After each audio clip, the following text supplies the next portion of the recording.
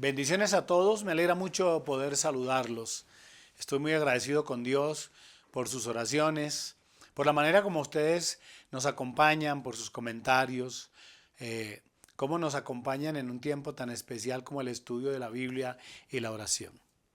Hoy quiero tomar uno de los salmos, el Salmo 16, uno de los primeros salmos de la Biblia, que habla acerca de una herencia escogida.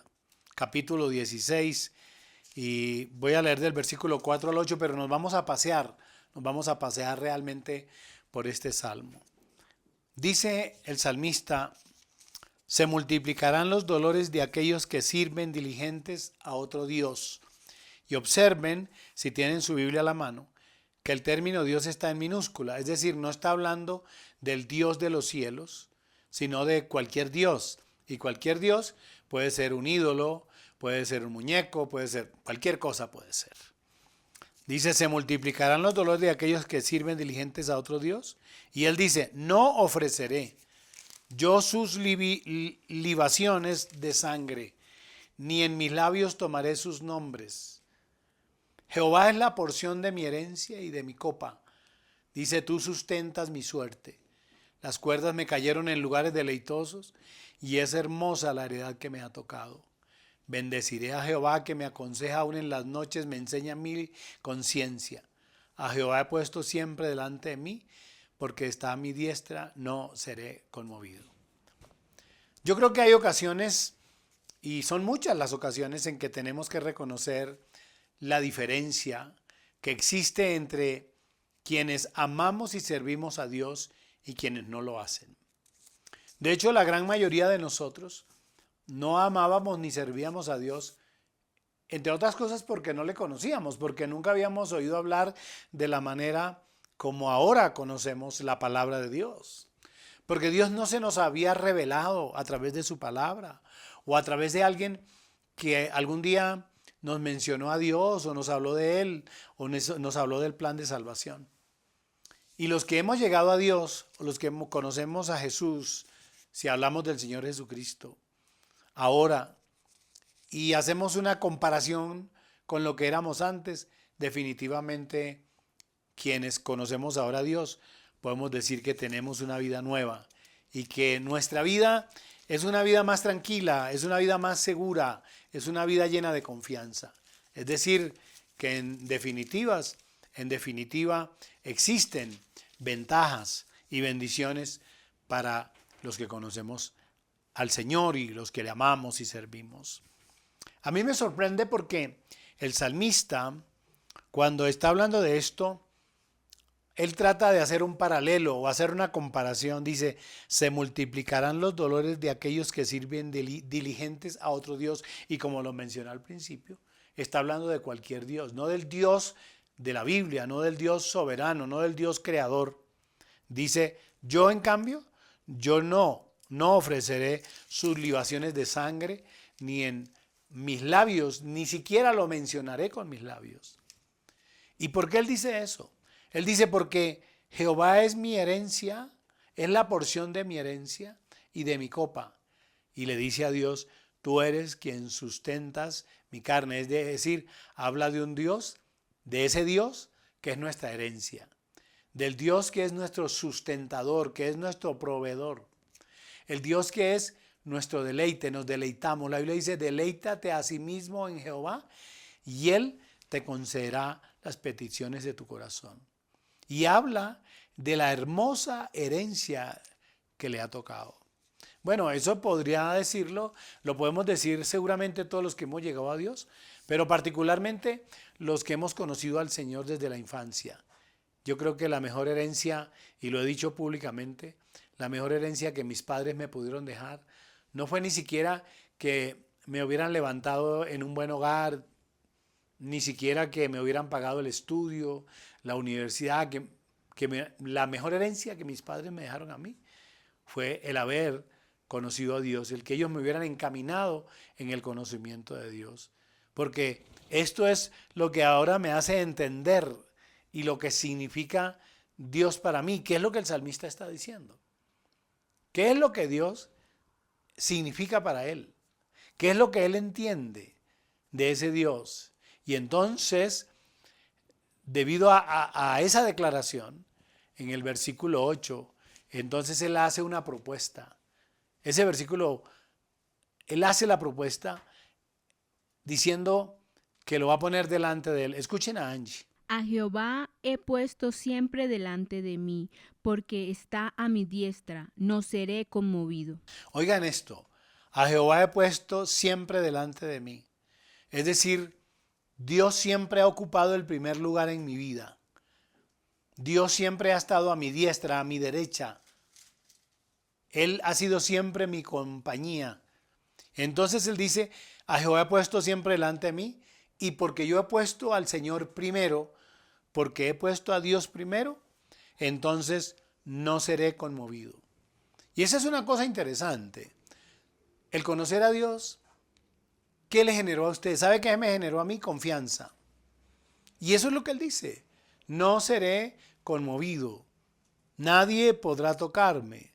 Yo he mencionado en muchas ocasiones la situación crítica en la que yo vivía siendo un niño, con muchos temores, con mucho miedo. Había visto a mi padre golpear a mi mamá, a nosotros, maltratar, las palabras. Cada que mi padre hablaba, nosotros teníamos miedo. Nosotros le contestábamos con la cabeza gacha, agachando la cabeza, porque teníamos temor. Cuando uno conoce a Dios, ya entiende que en ese propósito eterno de Dios, en su amor y en su misericordia, cuando uno lo reconoce a Él como su Señor, como su Padre, como su Creador, entonces entra en confianza. Y cuando uno entra en confianza con Él, está seguro, está muy seguro, tremendamente seguro, que jamás nadie lo podrá tocar. De ahí que el mismo salmista, allí en el Salmo 125, versículo 1 y 2, más adelante, escuchen lo que nos dice. Los que confían en Jehová son como el monte de Sión, que no se mueve, sino que permanece para siempre. Como Jerusalén tiene montes alrededor de ella, así Jehová está alrededor de su pueblo desde ahora y para siempre. Escuchen eso. Los que confían en Dios, estoy diciendo que confiar en Dios genera confianza. Dice, los que confían en Dios son como el monte de Sión, que no se mueve. Y cuando el texto habla de esto, habla del monte que estaba frente a Jerusalén. Es el monte de Sión. Y esa es la comparación. Es como un monte que no se mueve. Está uno confiado y seguro que esa montaña no se va a mover. Está uno confiado y seguro que nadie lo va a mover porque está sostenido como ese monte sobre la tierra. Eso es lo que le permite al salmista decir esto. ¿Y qué es? El conocimiento que tenía de Dios. La resolución que toma. Porque el texto que leyó Angie dice, he puesto, es decir, me propuse que Dios estuviera siempre delante de mí. Esa palabra seguridad significa, o ese texto está significando que al que cree y confía en el Señor, se le promete seguridad. Yo le pregunto, ¿usted vive lleno de inseguridades? ¿Lleno de intranquilidad? ¿Tiene miedo a la muerte? ¿Tiene miedo al amanecer? ¿Tiene miedo a la noche? La Biblia dice que los que creen en Dios no tienen temor de malas noticias. La Biblia dice claramente que el que cree en el Señor, el salmista dice, en paz me acostaré y asimismo dormiré, porque solo tú, Jehová, me haces vivir confiado. Hay gente que se acuesta con miedo, pensando si va a amanecer o no. Y si alguno de nosotros que confiamos en Dios llegáramos a pensar en la muerte como una posibilidad durante la noche, tampoco nos genera intranquilidad, porque la seguridad que tenemos en Dios nos garantiza a nosotros pasar de muerte a vida. Es por eso que el salmista, en el Salmo, uno de los salmos más conocidos de la Biblia, el Salmo 91 en el versículo 1, creo que ustedes lo saben de memoria, pero Angie lo va a leer. Escuchen lo que dice. El que habita al abrigo del Altísimo morará bajo la sombra del Omnipotente. Oigan eso, el que habita al abrigo del Altísimo. Cuando hablamos del Altísimo, estamos hablando de aquel que está por encima del firmamento, por encima de los cielos. Dice, el que habita al abrigo de ese Altísimo Es decir, hay una fuerza, hay un manto protector, hay un escudo protector. Dice, el que habita al abrigo del Altísimo morará bajo la sombra del Omnipotente. Ese término omnipotente es todopoderoso. Entonces, aquí está la diferencia entre los que sirven a cualquier Dios y los que servimos al Dios de la Biblia, al Dios creador, al Señor dador de la vida y dador de todo. Cuando lo conocemos a Él y lo proponemos colocarlo al frente de nosotros, entonces esto nos genera seguridad. Miren lo que dice allí mismo, el Salmo 91, en el versículo 9 y 10. Porque has puesto a Jehová, que es mi esperanza, al Altísimo por tu habitación. No te sobrevendrá mal, ni plaga tocará tu morada. Oigan eso. Porque has puesto al Altísimo, por tu habitación. Oiga eso. Está hablando de la relación, porque tienes una relación con Él, porque Él está en el primer lugar, porque tú has confiado en Él. Dice, no te sobrevendrá mal, ni plaga tocará tu morada. Nosotros tenemos esa certeza y esa seguridad. Y ahí está la diferencia. Antes de conocer a Dios, al Dios que conocemos ahora, estábamos llenos de temores, llenos de ansiedad, llenos de estrés, llenos de preocupaciones, llenos de angustia. Pensábamos que iba a ser el futuro, ahora no. Es que se volvieron irresponsables. No. Lo que pasa es que tenemos confianza en Dios, en quien hemos creído, y Él ha prometido para nosotros lo mejor. Estamos seguros en Él, estamos protegidos por Él. Si mi vida está escondida en Dios, nadie, absolutamente nadie, la puede tocar. Eso es la palabra para ti esta noche. Toma una decisión por Dios. Acércate a Él. Haz uno con Él. Colócalo al frente.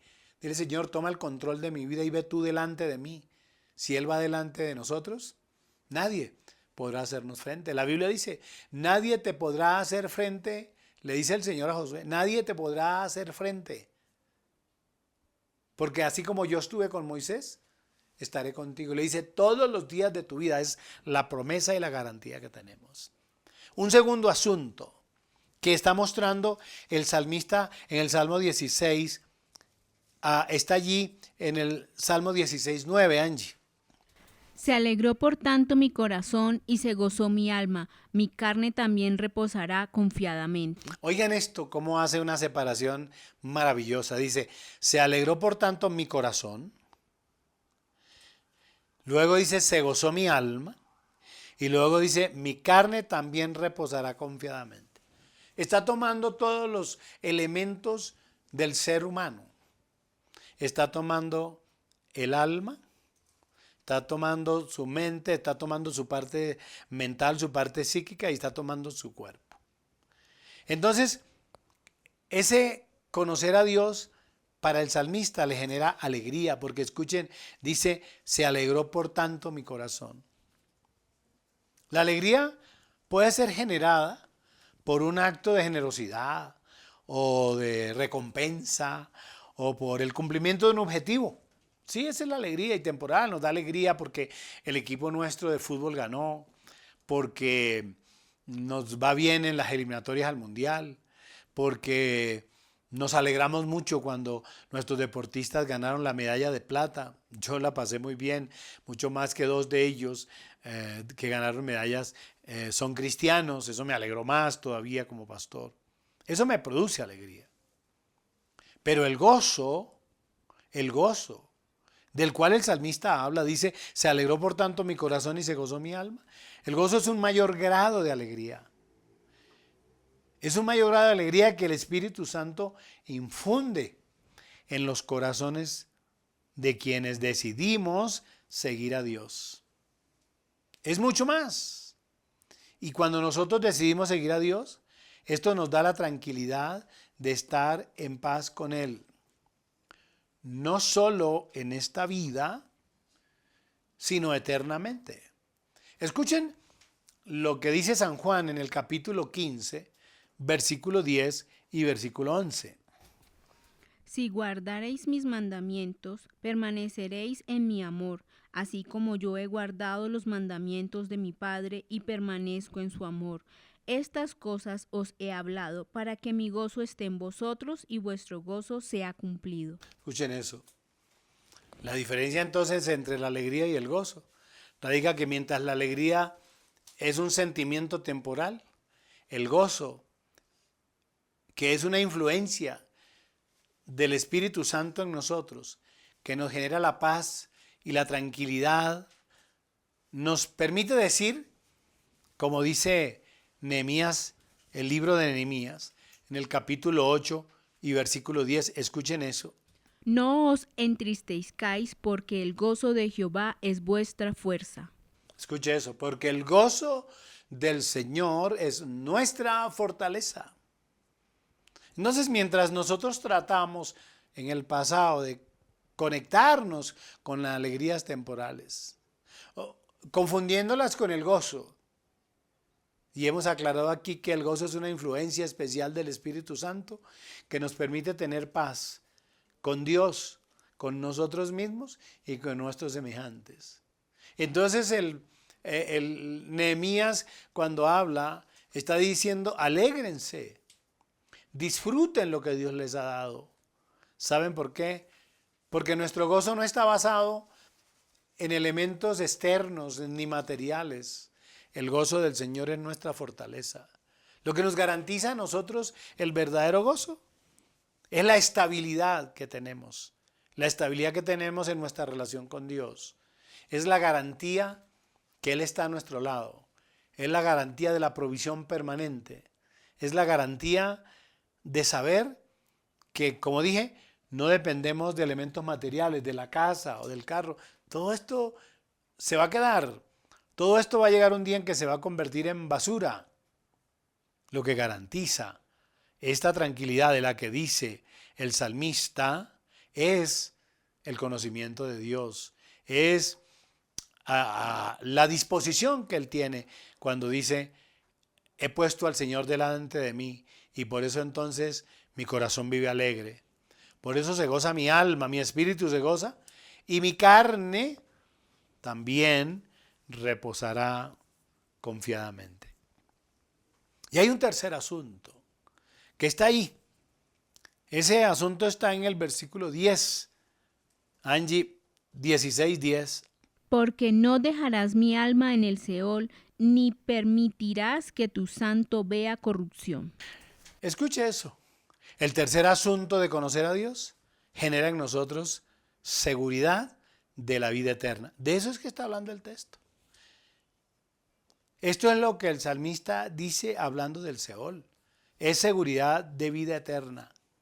La palabra Seol en sus significados originales son sepulcro, infierno, hoyo profundo. En la antigüedad se relacionaba con el lugar donde se enterraban los muertos. Pero por lo que se menciona en el libro de Job, se habla de un lugar de los muertos o de los sepulcros de donde se podría volver a salir. Y el salmista está hablando: no permitirás, no, porque no dejarás mi alma en el Seol, es decir, ni permitirás que tu santo vea corrupción. Está hablando de la vida eterna. Aquí está hablando de la resurrección de los muertos. Y ustedes creo que tienen bien claro, los que conocemos a Dios, que el fundamento de nuestra fe, de hecho, que es Cristo. Que la operación del Señor Jesús sobre la tierra en su inmenso amor fue morir por nosotros. Pero de nada serviría que hubiera muerto y muerto se hubiera quedado. Sería semejante a Marx o a cualquier filósofo o a cualquier pensador importante. Murió ya, y en el epitafio diría: aquí yace el cuerpo, ¿no? A diferencia de estos hombres, la tumba de Jesús, hay un letrero que dice: no está aquí, no está muerto, ha resucitado.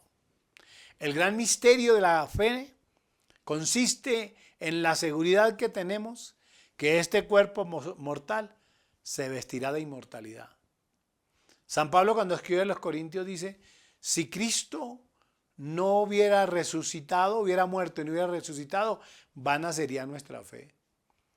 Porque si Cristo no hubiera resucitado, entonces ¿de qué sentido tendría lo que nosotros?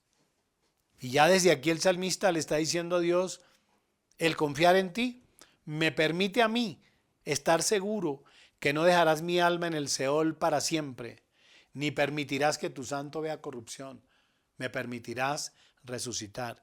Yo creo en la resurrección de los muertos. Yo predico la resurrección de los muertos.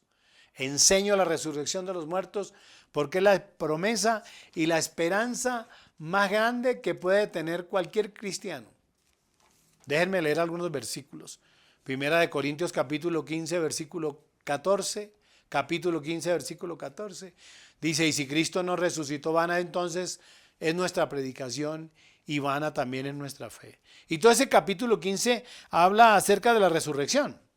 Pero llega uno ya al versículo 51 en adelante y dice, Pablo, hablando por su boca, pero hablando el Señor por la boca de San Pablo, dice, he aquí, os digo un misterio, no todos dormiremos, pero todos seremos transformados. En un momento, dice, en un abrir y cerrar de ojos, a la final trompeta, porque se tocará la trompeta y los muertos serán resucitados incorruptibles y nosotros seremos transformados, porque es necesario que esto corruptible se vista de incorrupción y esto mortal se vista de inmortalidad, es decir, que no iríamos al infierno, al contrario, tenemos la certeza de que Cristo resucitó y nosotros también resucitaremos. Y de ahí que el salmista diga que no permitirás que tu santo o que tu hijo vea corrupción. Y déjenme terminar. Me encanta el versículo 11, si tienen ahí su Biblia a la mano. Si no, no se preocupen que este texto va a aparecer en el video. Dice él, me mostrarás la senda de la vida. En tu presencia hay plenitud de gozo, delicias a tu diestra para siempre. Es que esa es la conclusión más hermosa que puede existir. El Señor, conocer al Señor, significa conocer la senda de la vida eterna. Conocer al Señor, por eso el salmista dice, en tu presencia hay plenitud de gozo. Si usted pudiera tener la experiencia de lo que significa estar en la presencia del Señor. Nosotros cantamos una canción preciosa que dice eso, estar en tu presencia, Señor, qué grato es. Cuando usted pueda descubrir el misterio, debe poder venir a la iglesia o estar en su habitación en presencia del Señor. No hay nada, absolutamente nada, comparable con ese momento de intimidad con Dios, donde nuestro espíritu se conecta con Él. Y nosotros no queremos que el tiempo se acabe, que el tiempo se agote. Pasamos minutos, pasamos horas, podemos pasar días enteros en su presencia y ahí no nos hace falta absolutamente nada, porque ahí realmente con Dios, en Dios existe la plenitud del gozo. Y Él dice, al finalizar, delicias a tu diestra para siempre. Y la propuesta de Él dice, a Jehová he puesto delante de mí. Me gustaría que lo pensara esta noche. Me gustaría usted que asiste a una iglesia cristiana o asiste a nuestra iglesia o no asiste a ninguna. Sencillamente que tome la decisión hoy de decirle al Señor, quiero que vayas al frente de mi vida. Quiero que tomes las riendas. Quiero que tú me lleves, porque yo me propongo, como dice Pablo, pues me propuse no saber nada de cosa alguna, sino de Jesucristo y a este crucificado. Dígale esta noche al Señor, me propongo que tú vayas delante de mí. Me propongo no saber nada distinto a que tú seas mi guiador. Le invito esta noche para que resuelva por Dios, porque es mejor servir a Dios que servir a cualquier Dios. Es mejor servir al Dios de dioses y al Señor de señores que a cualquier Dios. En los otros encontrarás angustia, desespero, aflicción. Aquí encontrarás confianza, alegría y seguridad de la vida eterna. Bendiciones a todos. Nos vemos, nos oímos el próximo miércoles. Que Dios los guarde.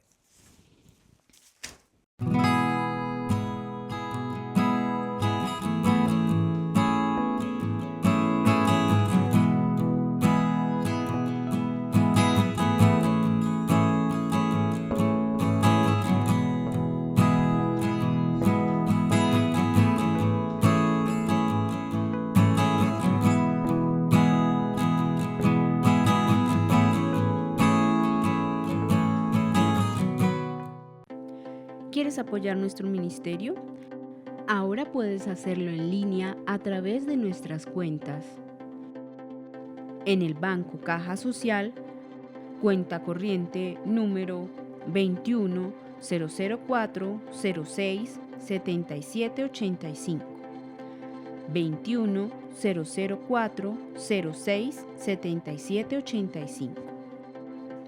O en Bancolombia, cuenta de ahorros número 912-0007-0319. 912-0007-0319. Más bienaventurado es dar que recibir. Hechos 20:35.